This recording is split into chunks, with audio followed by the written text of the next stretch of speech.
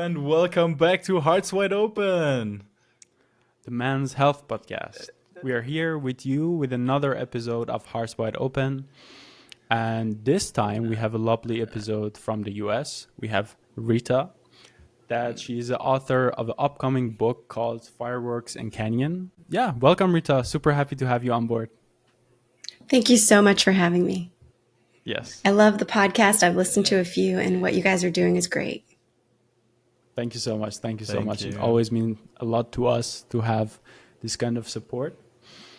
And today we actually want to talk about a topic that I think, at least personally for me, it's close to my heart. And today we're going to talk about attachment and attachment theory. Before we get started on the topic that Rita is going to explain more and get into more details, I just wanted to tell to our listeners how I got into the topic. And for me, it was very interesting. I was dating a girl back then, I think around a year ago. And things I think were going fine in my mind. And as she wanted to get closer to me and get to know me a little bit deeper, for me, it felt like a little bit more intrusive. And I felt like the world is closing up on me, and where is my exit? I was looking for my exit, and I'm always a person who tried to keep an exit just in case if anything happened. And I felt like by this person coming in and showing more and more emotions, and this door is closing and closing and closing more, like there's no way to run. And one day we were sitting in a cafe and she told me, "Hey Soroosh, have you heard about attachment?" and stuff like this. And then she explained to me that she feels nervous or insecure per se in scenarios that she needs my validation. And for me, I was always the person who was like, well, you should be confident enough and you shouldn't feel validated from me and things like this. And the more she asked for it, I felt like, oh, the walls are more closing in, and I don't want it. And I was like, oh, this is getting scarier and scarier. And as she was asking for more validation, I was becoming more avoiding. I was like, oh, I don't want it. I'm not giving it to you. And then she was asking for more. And she told me that this is actually something about attachment, and there's a whole book about it. And she gave me the book. And that relationship didn't survive, but I read the book and recognized a lot of the thing that was there within me. And I personally tried to get into the knowledge of how and why and what are these. Rita, you want to start with how you got into the topic, what sparked your interest, and yeah, maybe walk us through. Yeah, Sure, what I'd is love attachment to. theory to begin with? Yeah, that's a good That's a great question. question. I do have to say before we get started, what you described is classic avoidant attachment paired with anxious attachment. And as we continue, I think a lot of people will relate to what you just described. But going back to the basics, attachment theory is the idea that every single baby, when they're born, they are completely dependent on their parent or primary caregiver. And this is natural, and this is good, and this is just the way of the world. And if that caregiver is responsive and loving and attentive and consistent, then the child develops what we call a secure attachment. And that's where they know that they're loved and that they know that the world is a scary place, but that they have support and they're free to go out and explore the world and develop their identity and to build other relationships, and they're able to communicate and all of that wonderful stuff. If the caregiver is not as loving, consistent, attentive, and responsive, then we create children that have an insecure attachment style. And there are three main insecure attachment styles, and it gets interesting. If a child is raised with a parent that is loving, but isn't always consistent, say they have to work super long hours, or they travel for work, and during those developmental years when they're a baby until they're a toddler, the parent is loving when they're there, but leaves a lot or they have to be in daycare a lot, or taken care of by extended family a lot, the child may develop anxious attachment. And that is what the girlfriend you were dating probably had, anxious attachment. And that's where their love tank, for lack of a better analogy, is constantly draining. They love love. They love the support and the comfort that they get from love, but it's like it's always running out and they always need more. They need more validation. They need more time with you. They need more physical touch. On the other side, if you have a caregiver that isn't so loving, they might be there all the time, but maybe they're not so loving. Maybe they're the kind of parent that when a kid cries, they say, toughen up, your feelings don't matter. The child might develop avoidant attachment. And that is where the child says, I need my needs to be met by this caregiver, but they're not being met by the caregiver. So I don't trust other people, and I'm going to grow up and meet my own needs. And then I'm also going to expect other people to meet their own needs. And so they tend to feel very suffocated when relationships get more intimate or more close or more deep. And they fear a sense of losing control of their life or losing their freedom. And to back up, the anxious attachment person fears abandonment. Then you have what's called the disorganized attachment style. Typically, these people are from families where alcoholism and a lot of chaos was in the home. And they're a combination of both avoidant attachment and anxious attachment. And they swing back and forth, and it's pretty volatile. And these relationships tend to be pretty tumultuous with people that have disorganized attachment. So that's the basics. And I got into it because I experienced an international parental kidnapping when I was a child. Basically, it allowed my childhood to be kind of like a foster care situation. I bonded with my mother, and then my dad took me to Mexico for 2 years. I bonded with my father, and then my mom got me back and took me back to the States. So anyone I bonded with, that bond was traumatically severed. And so I told myself, I can't trust these caregivers because they might be here one day and they might be gone the next day. So traumatic separation can also cause an attachment issue. I know that's an earful, but that's the basics. Yeah, I'm just also processing that information. That's quite quite a tough experience to have as a child that you shared. Yeah, so that maybe I didn't get it, but so were you having this disorganized attachment style? Were you experiencing that yourself as well? Because it seems very tumultuous what you went through. Mm-hmm. It was very tumultuous what I went through, but I think because my mom was very loving and my father was very loving and their families were very loving, it's just that there was a lot of separation and change. I actually developed avoidant attachment, where I told myself I can't depend on the consistency of caregivers, and so I have to take care of myself. And then I too expected other people to take care of themselves. And so I wasn't always able to respond in relationships or in intimate relationships the way that really fosters a relationship. When was I know a it's moment that you came to this realization that maybe I'm avoiding something? Is there a story behind it or something that happened there? My journey is a little bit different. So because it was known to me that everything that had happened, my father taking me to Mexico and my mother getting me back, I grew up knowing that my upbringing was different. Also, because I was baby until 3 years old, when I lived in Mexico, I developed Spanish as my first language. And I had my first memories were of learning English in the States and knowing that I was with a new family that didn't look like me, that didn't talk like me, because I definitely have more of the Mexican features as opposed to my mom's white features. And so it was something that was just known to me, and I could see the differences in myself as opposed to my siblings and my cousins and my friends. And so I grew up knowing that something traumatic had happened to me. I didn't use that terminology, but I knew that something traumatic had happened to me and that I was different because of it.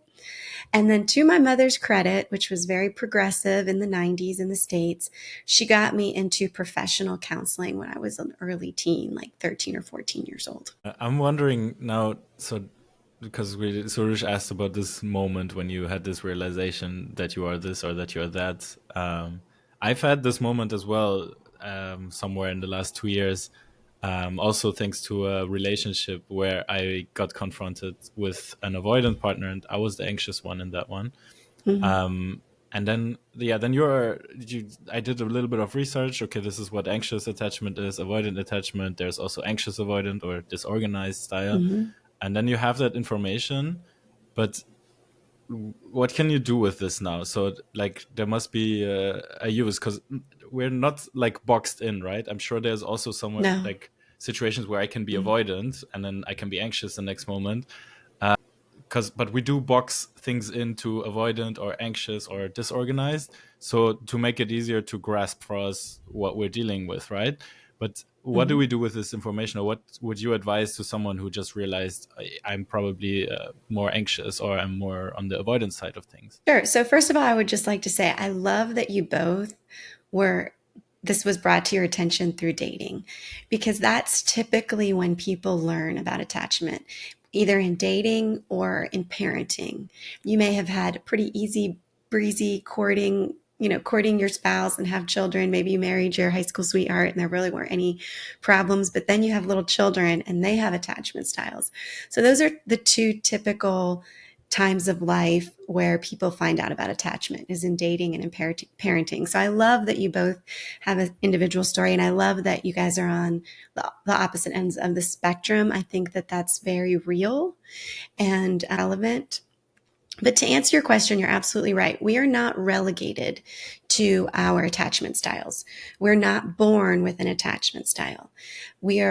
We develop attachment style based on the conditioning that we receive. So based on the care that we have from our caregivers. What I hate about that is that it sounds like, well, whatever happened, happened. And so now you're stuck with it.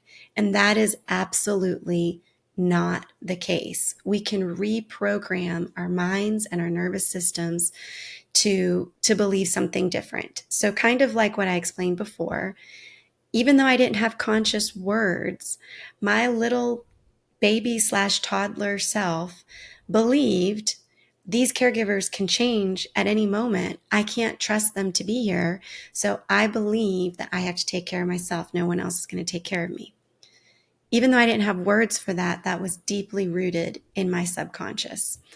And so we can change the subconscious mind by reprogramming our thoughts, our nervous system, and the relationships that we choose. So the unfortunate thing is that if we have some unhealthy pattern in our life where someone is loving to us, but maybe not so responsive or doesn't validate our feelings, then inevitably we are more comfortable with that because that's what we're used to. And we end up in romantic relationships that do the exact same thing. And so what does that do? That reinforces the belief system that we have deep within us. And so we have to learn to choose different relationships, choose relationships that don't repeat that same unhealthy behavior. And so then gradually we begin to change our beliefs. And it really starts with our relationship with ourselves. And I think that's something that's not talked about enough with attachment. How do you mean with relationship to ourselves? So, of course, we respond based off of our relationship with our primary caregiver. But in that, we develop a relationship with ourselves. So, for example, I said, I'm the only one that can take care of me, and I don't want to take care of anybody else. Someone with an anxious attachment might say, I don't like being alone. I feel so much better when people are around and comforting me. And so I don't ever want to be alone. I'm scared to be with myself. I don't have a good relationship with myself. And so even though what happened with our primary caregivers sort of lays the foundation, at the end, it really helps us develop our relationship with ourselves.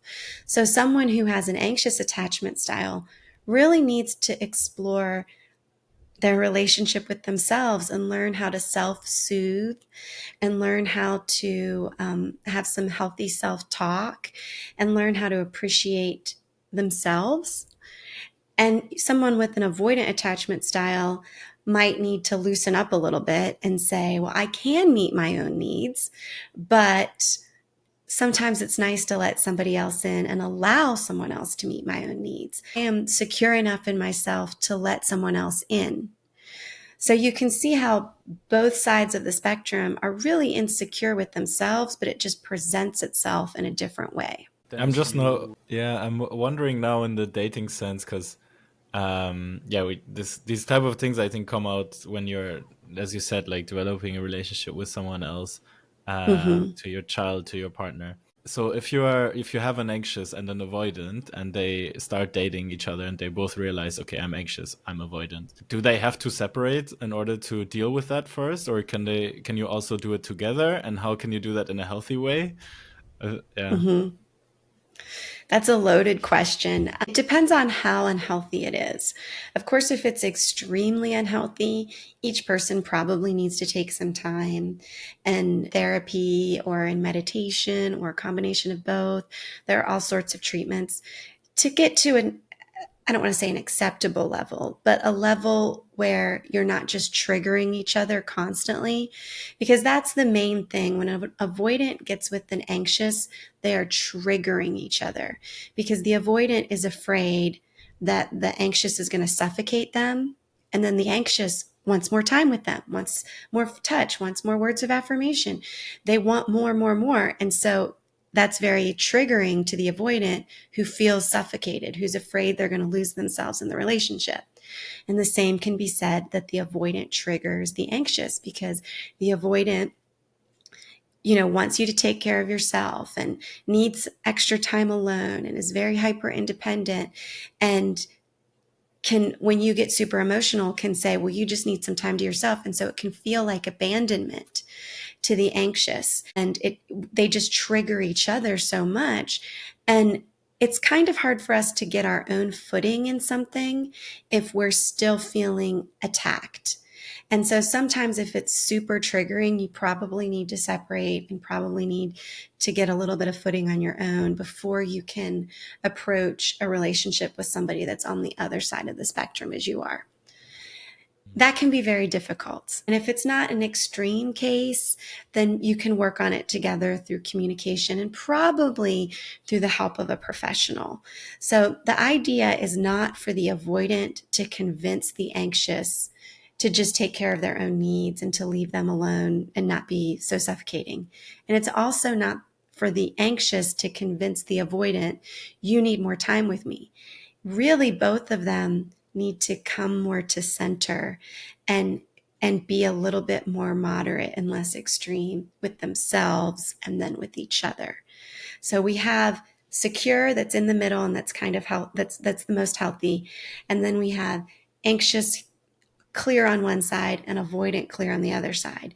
And before there's knowledge or treatment, it's a tug of war where you're kind of trying to push each other over to each other's sides, when really you guys need to come into health in the middle as much as possible.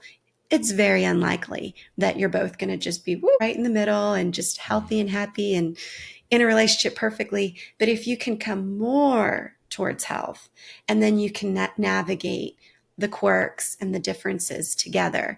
But when you're so far out from the area of health, you're just going to trigger each other. Yeah, beautiful. I really think that this is true. So in the relationship where I realized this, that we have this avoidant anxious combination going on, it was too much. I don't know on which side, but in the end it didn't continue. But then some time later I met someone else and we're still now seeing each other, and I feel like now I'm more the avoidant one and she's the more anxious one. So this is interesting to me as well, that I can experience both sides of it. But I feel like it helps me knowing how it feels to be on the anxious side. It helps me now also kind of hold space and just have the understanding and acceptance of the other person and the calm to to do this together, let's say. And like she's also had experiences in the past with other avoidants, and she's also very knowledgeable or doing her research on attachment theory. And I feel like, just as you said, like the knowledge on both sides already helps a lot. And then I think if you have the Mm-hmm. willingness to work it out together, I think, at least in my experience, a relationship is the perfect place to do that. Although, yeah, if Mm-hmm. it's super extreme and maybe one side doesn't have the same level of knowledge or understanding or patience, then um, yeah, then it's maybe better to go your own way. But you can test, like you will probably experience something similar in your next relationship, but then you are already a few Exactly. steps further. So you bring up an interesting point. You said you've experienced both sides of the spectrum. So even in secure attachment, so we had a good upbringing, we're loved, we're nurtured. Every single person experiences both. But to be placed in the avoidant category, it's a reoccurring theme in your life. Or to be placed in the anxious category, it's reoccurring. It's if you take 10 relationships, and it doesn't have to be romantic, but it can be relationships with friends, with parents, with siblings, plus your romantic relationships, and you say 9 out of 10 or 8 out of 10 tend to be more avoidant, then you're probably more on that side. And the same can be said of anxious. If you look at all of your relationships as a whole, but if you are somebody who's generally grew up with a good upbringing and generally has had healthy relationships, that you're in a relationship and you say, well, I feel a little bit more anxious in this relationship. Or you look back at your previous relationship and you say, well, I felt a little bit more avoidant in that relationship. You probably have a secure attachment style. It's just we're human and we tend to tilt a little bit more clingy at times or tend to tilt a little bit more avoidant at times. But it's when when it's reoccurring and constant and you just see the patterns over and over again in your life and it's destructive. The young lady, or the person you were in a relationship with, it may have been a factor that you guys had conflicting attachment styles, but if it wasn't the reason you broke up, then it might just be you might have a healthy secure attachment style, but of course if you're not compatible with somebody, that's going to also include attachment, but you could generally still have a healthy attachment style. But then on the other side, disorganized feels major swings. They feel avoidant and anxious a lot, but it's a major swing and it's very destructive. It's not that, well, I had a lot going on in my life or I lost a loved one and so I was a little bit more clingy in my romantic relationship. It's the wind blew a certain way and I was extremely anxious. And when my partner responded to me and gave me what I wanted and gave me more attention, then I ghosted them because then I felt suffocated. That's more of the disorganized, but even the healthy, secure person is going to tilt one way or the other sometimes. Gotcha. Yeah, that's So a it's very just good to be interesting thought. aware. Yeah. Yeah, it's good to be aware of what's going on with you. Aware of, am I experiencing more stress at work these days? Have I lost a loved one? Am I dealing with disappointment because a major goal that I had didn't turn out? Just being super aware of what's going on in your life and then paying attention to how you respond to that in your relation, how you respond to that extra stress in your relationships. Does it make you more clingy with this person or does it make you more avoidant with your parents? And just being aware can really be the first step in getting closer to health. I'm curious. Do you think going back to the source of where the avoidant or the anxious attachment happen and trying to work on the source, maybe the relation you had with primary caregiver, do you think that could help as well? Or what's your thought on that? Absolutely. It absolutely can help. And that was certainly part of my healing journey. But unfortunately, that's not possible for some people. So, I mean, simply your primary caregiver could have passed away. Then there's not really a way to go back and mend that relationship. Or maybe that person is an unsafe person or in prison, and it's really not appropriate for you to revisit that. Or maybe you're adopted. Maybe you got adopted when you were 2 years old, and there's just no way to reconnect with that primary caregiver. So it was very much a part of my story. But really, the real issue is that we programmed, or maybe we didn't, our nervous system got programmed during those formative years. And so the things that happened to us were nonverbal.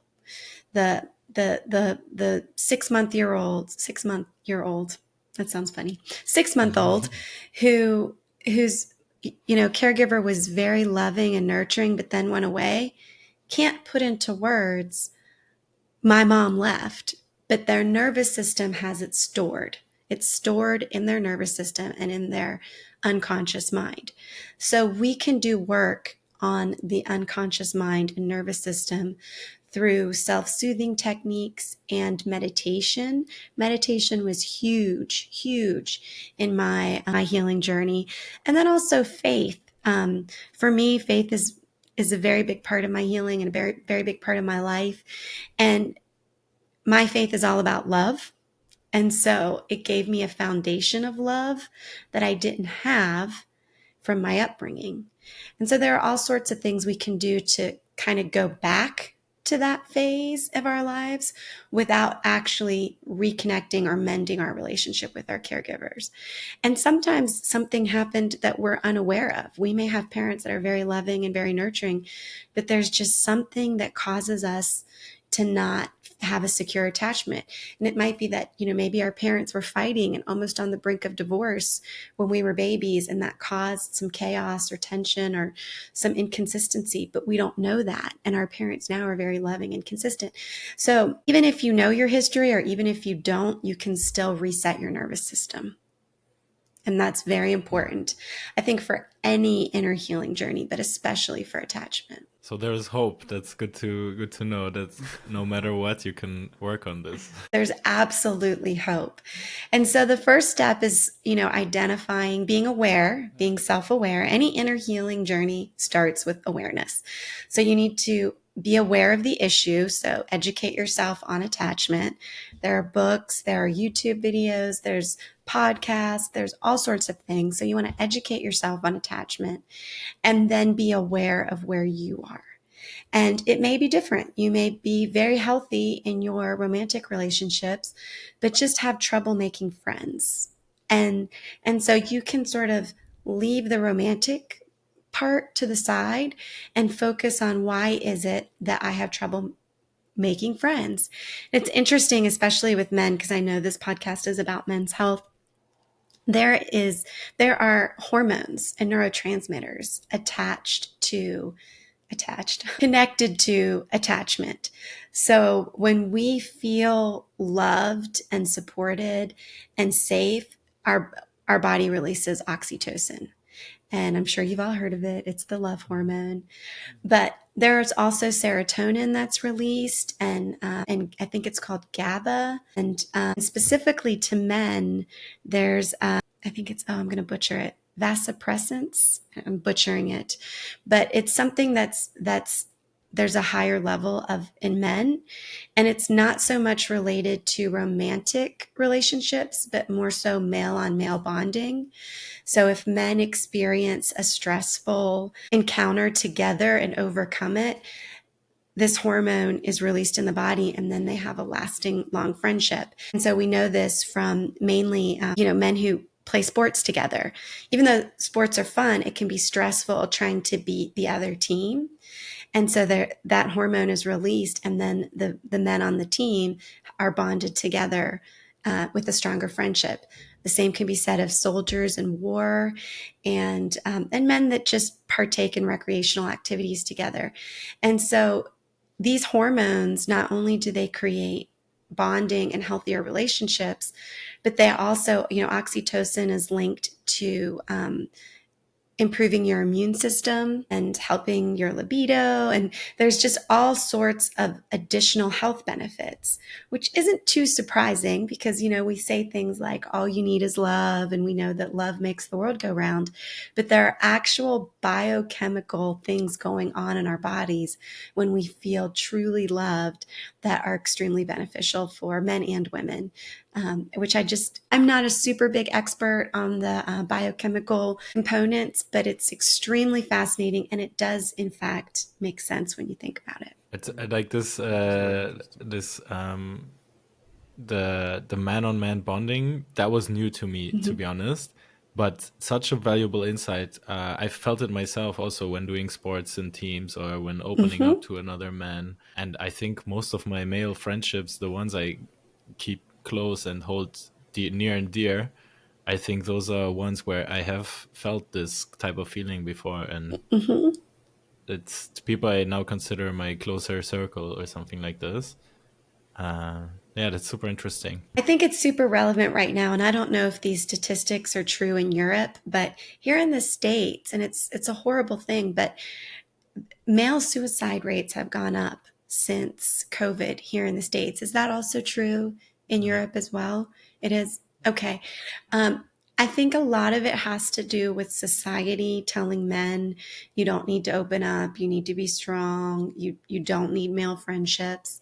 But another aspect of it is that men are being robbed of some of those male bonding experiences. It's considered, you're a male chauvinist pig if you get hyped up while playing a sport, or it's, not appropriate for men to go hunt. You're killing an animal, or I don't know, whatever else you can think of. But some of those activities that throughout the history of humanity have been man activities that men do together, they're being robbed of those activities. It's still socially acceptable to go play golf with your buddies, but it might not be socially acceptable to, fight villagers that are attacking your village together. Society has kind of put some of that away. So men don't have those really valuable relationships that nourish their attachment, and then also have health benefits to their physical body.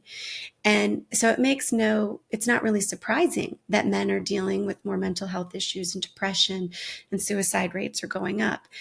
Think that we should, go back to fighting each other's villages, but what can we do in place of that? Can we make male bonding a priority? Women certainly do. We certainly do. In today's day and age, it's very socially acceptable for women to, have 3 kids at home and a husband and a career, and have a girls' trip and say, we're leaving it all behind. You guys figure it out. We're having a girls' trip with our sisters, or, women we went to college with, or whatever the case may be. It's very socially acceptable and empowering. And it's less socially acceptable for men to have the equivalent experience in their lives.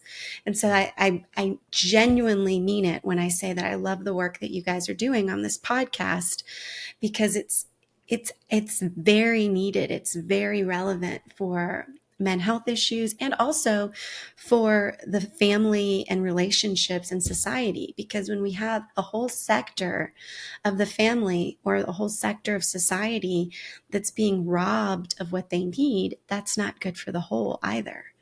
And so this is very good work you guys are doing. Thank you so much. Yeah. What I wanted to mention was Dennis talked about.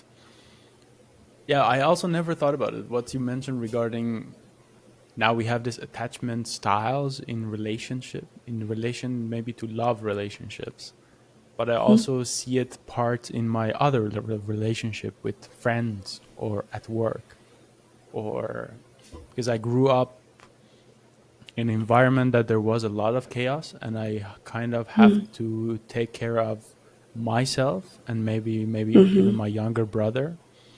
And maybe hyper independence was kind of my coping mechanism, that I don't trust you because I don't know if you're gonna disappoint me per se, but I know I'm not gonna disappoint me.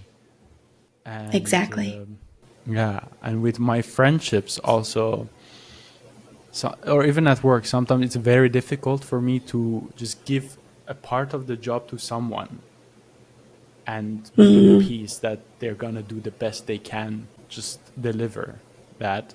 But I also find it, for me, maybe because of the relationship that I didn't have for my father. So my father was not very emotionally present in my childhood upbringing, because he was more worried about, not worried, but he was more busy with providing financially for our family. And I feel like maybe he also, as a baby, didn't got the attention and the love and the care that he needed from his father. And this is something that sometimes I think we don't think about. I think it's easy that a lot of people look into blaming their parents. Why didn't you do it like that? Why didn't you Right. do it like that? But looking from perspective that they were also humans, and they probably didn't mean to hurt us on purpose, and maybe the father Right. never got the love that he deserved as a father, or never hugged him, then we become to this realization of, maybe, if this is what I said, if we go back to those relationships, if I become the person who ask emotional question from my father, ask about his childhood, how he grew up, what did he care about. For me, I found this as a way to also create the friendships I have with men, because I don't have many male friendships actually. I find it easier to be friends with female, because I think deep down in my mind it's hard to trust men, maybe because of the experience that I had. But also now, through that working that I am doing with my father, to also fix that relationship and also give him the love that he maybe didn't get as a kid, I think it's also improving my relationship. So this is just what I wanted to put out there as a personal experience that I had. Yeah, just felt like resonated with me what you said. That's so beautiful. And I love your vulnerability. I would take it just a step further. So I love the work that you're doing with your father, and, seeing his humanity and seeing his story and meeting him where he is. He might not be the most emotional person, but he clearly sacrificed to provide for you. And now that you're an adult working man, you probably can understand more just how hard it is to provide for a family, and how that really truly is a very loving thing to do. To take it a step further, would meditate and tell yourself, my father does love me. He may not have shown me love the way that I would have wanted or maybe needed, but he does in fact love me.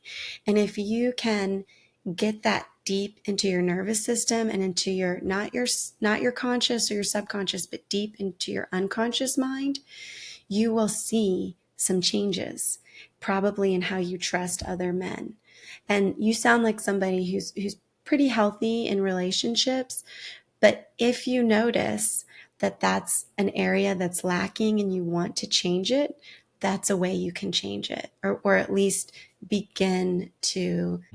The stuff does That's not change on its own. It's a No, very proactive process. no, it is. It's It a is very also very proactive difficult. process. And I will say, a little bit goes a long way, because we're talking about different research says your attachment is developed from 0 to 3 years old. Some say 6 months to 2 years old.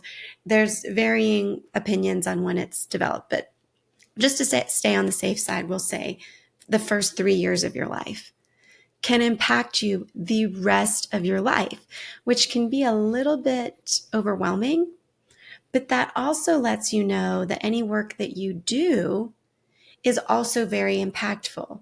You don't have to spend umpteen hours in a dark room telling yourself your father loved you.